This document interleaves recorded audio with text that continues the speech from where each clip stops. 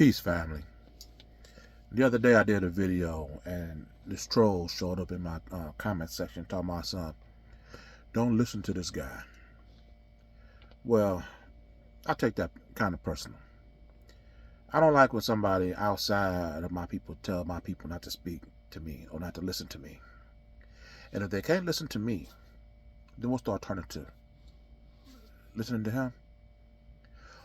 What have white people told you in the history between blacks and whites? What have they told you that they ever fulfilled their agenda? What have they told you that came to pass and we can wrap ourselves in it right now and you can say you glad you listened to them? Nothing. There is no alternative to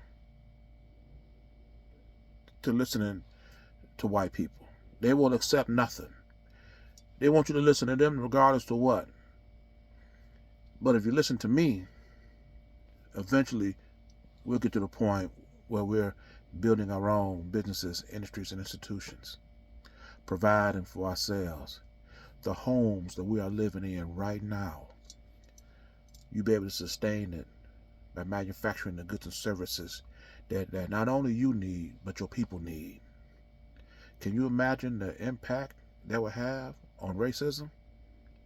If you ain't got to go to Whitey no more to build your own cars, sell to manufacture your own clothes, you could be building these things for yourselves. Whatever it is that we're doing right now to keep a roof over our head, food on our table, clothes on our back, we can do for ourselves. But see, these white people, they don't want you to do that.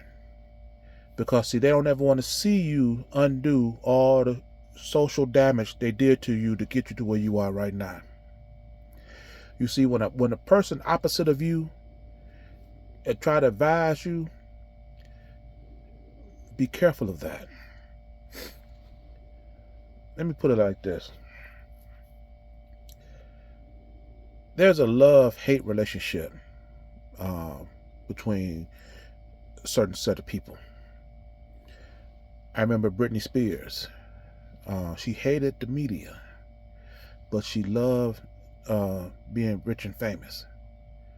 But she hated that she had to deal with the media in order to put out what she do. But she needed it, and that was driving her nuts. Donald Trump, he sits up here, he touts his intelligence, how smart he is. Then he turns around and says that I love the poorly educated.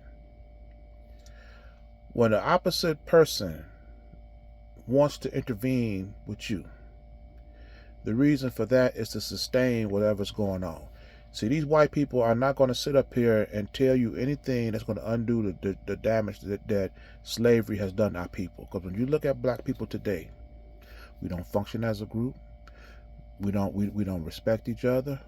We don't work together. We sit back and be jealous and envious of other people, watching, well, why they do this and we don't do it? Why can't we do it? Why can't... No white person is going to sit up and tell you all you got to do is start building for yourselves. Whatever you're doing for me, you could do for yourself. They're not going to tell you that. Even the Bible tells you that. What has righteousness got to do and got in common with unrighteousness? What does a believer got in common with a non-believer? You can go on and on. What do white people got in common with black people? Nothing. We have to be evenly yoked. When you have a person, a white person, telling you not to listen to a conscious brother like myself, that's to keep you in a position where you are lost, you are confused. The only reason why you're listening to him right now is because our people have been broken so many years ago. And he's not going to tell you anything to fix it. there has never been a society of people. I don't care how far back you go in time. I don't care how far you go in the future, that have been led to a prosperous state where they lived in a land where they had no economic power, no political power, no judicial power, no industrial power. All these powers and authorities lied in the hands of their former oppressor. How do you wrap yourself in comfort knowing that all the social, economic, political decisions is all in the hands of your oppressor? You don't see the Jews when they come out of their Holocaust hooping and hollering about marrying a German, how they finally made it, still working for German, driving Mercedes-Benzes and all. You don't see them doing that. You don't see the Asians doing it, bragging about how they married them a white guy. When they came out of the concentration camps, the last thing they wanted to see was a white person. But see, they had what we did not have: our culture, our language, our history, our elders. I'm listening to Chekhov. Oh no, Sulu. They used to be on Star Trek. He's part of the LGBTQ community, but he's also Asian. And he was telling a story about how he remembered the concentration camps. And he was saying how crazy it was that the Americans would come to the concentration camp where they have the Asians locked up and ask of them to pledge allegiance to the United States and help them fight off their enemy. And he said, and the funny thing about it is, well, he didn't say funny, he said the crazy thing about it is they're asking us this while they're holding our children hostage. Can you believe this nonsense? This is why when they broke from these concentration camps, they didn't use the fear of the concentration camp to keep them indebted to whites. They went back and did for themselves. This is why when you stand in an unemployment line, when you stand in the welfare line, you don't see no bunch of Asians in there. They safeguarded and continue their own way of life. Black people, we the only ones that come out of our Holocaust still fearful of whites, and that fear keep us working with whites. Nobody else does this but us.